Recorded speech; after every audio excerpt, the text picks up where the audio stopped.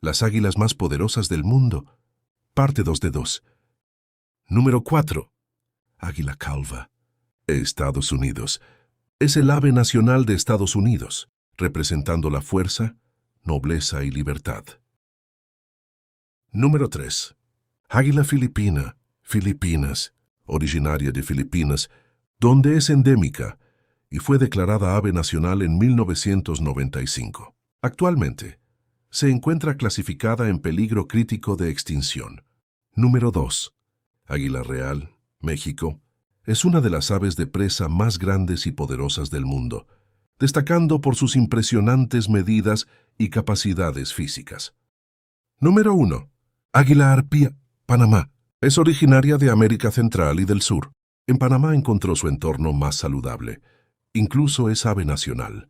Dato curioso, las hembras son más grandes que los machos